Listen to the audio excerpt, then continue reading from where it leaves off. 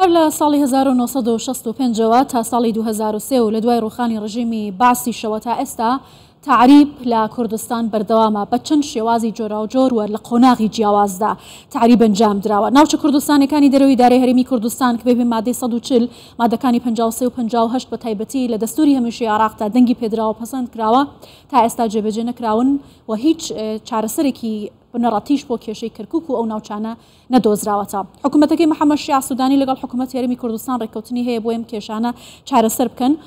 من زیاتر قسە دەکەم سەبارەت بە بەردەوامبوونی تعریب بۆ مەترسیانە کە لەسەر و ناوچانە هەیە بە تایبەتی میوانێکی بەڕێزم لەگەڵە لە کەرکووکەوە دکتۆر ڕەسوول محەممەد پسپۆری مێژوو. دکتۆر ڕەسوول، دوایین هەوڵی تعریبکردن و هەروەها ئازێت و ئازاردان و دەست بەسەر ماڵ و مڵکی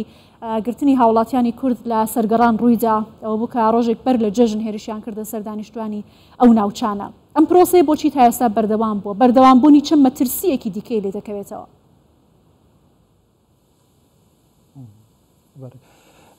سڵاو لە بەڕێست و لە بینەرانی کوردستان 24 سوپاس بۆ بانگەشتکردنی من بۆ ئستۆدیۆی کوردستان 24 لە کەرکووک ڕەگ و ڕیشەی تعریب دەگەڕێتەوە بۆ ساڵانی سیەکانی سەدەی ڕابردوو. عەرەبەکان کەمینەیەکی زۆر کەم بوون لە ساڵی 1924 کاتێک مەلیک فەیسەڵ یەکەم دەهێتە کەرکووک تەنها چەند ماڵێکی قەساب گۆشتفرۆشی عەرەب گامێش بەخێوکەر لە باشووری کەرکووک هەبوون. ئەوە بوو مەلیک فەیسەڵ بڕیار دەدات کە ئەوانە لە نیشتەجێ بووی کۆخ و ڕەشماڵ بوون بگوازێتەوە بەرەو ناوچەیەکی تەحەضوڕ شارستان نشین شارنشین لە ناو کەرکووک نیشتەجێیان بکات. و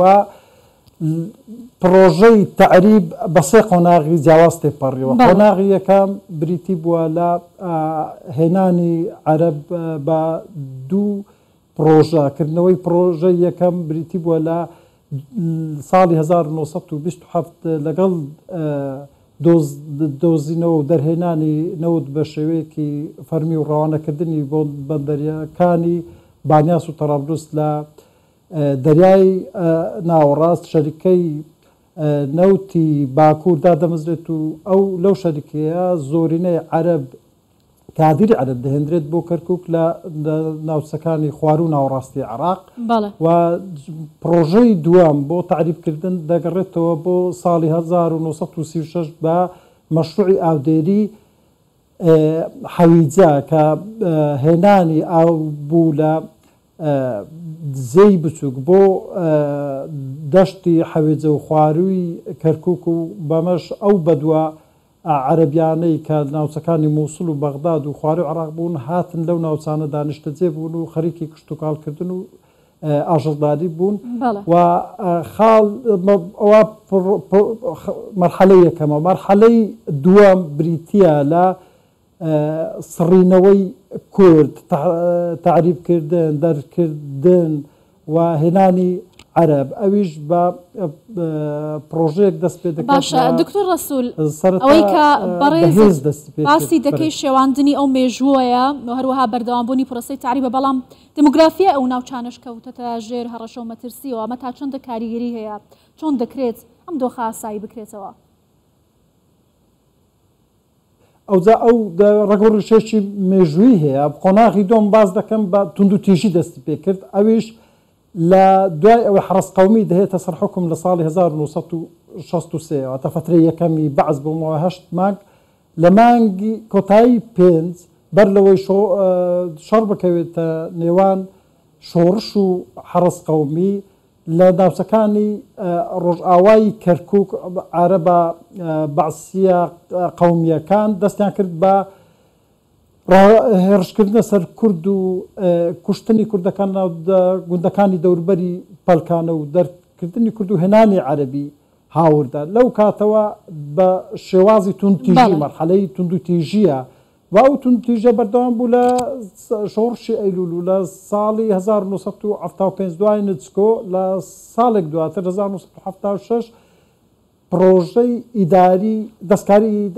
نەخشەی ئیداری پارێزگای کەرکووکیان کرد و چەند سەماڵیان دابڕاند لە شارەکە خستیانە پاڵ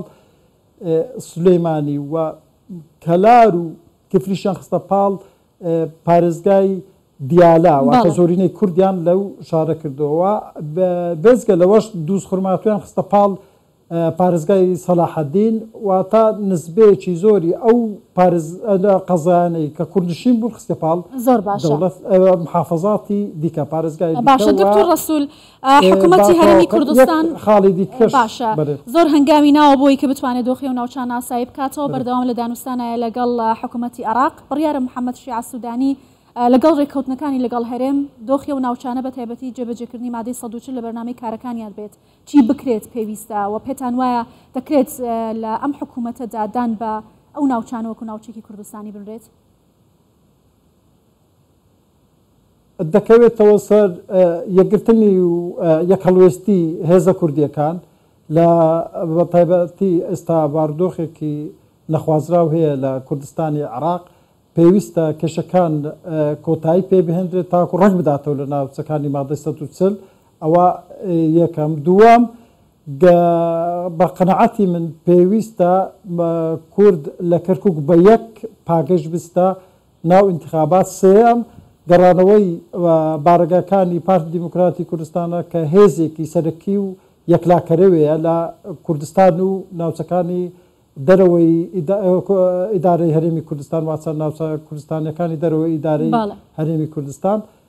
پێویستە ینی ئەو هەنگاوانە بندرێت تاوەکو لە انتخابی داهاتوو کە یەکلاکەرەوەیە بۆ محافەزەی کەرکووک کورد زۆرینە بهێنێت و پارێزگارێک بۆ خۆی دابنێت و تا ڕادێک ئێستا ئاسایی بۆتەوە بەڵام بەو هەنگاوانەی کە من ئاماژەم پێدا پێویستە کورد حەقخۆی وەگرێتەوە و یەک شتی دیکە خاڵی دیکە جگە لەوەی حکوومەتی عێراق ئەو قەزانەی دابڕاندن لە کەرکووک من دەمەوێت ئاماژە بۆ بکەم کە ناحیەی زاب و چەند گوندێکی دیکەی زۆرینەی عەرەبی خستە سەر پاڵ ئیدارەی کەرکووک لە ساڵی 1970 قۆناغی یەکەم دووەم قۆناغی کە تعریب و 10,000 بوو یەک شتی دیکە بەڕاستی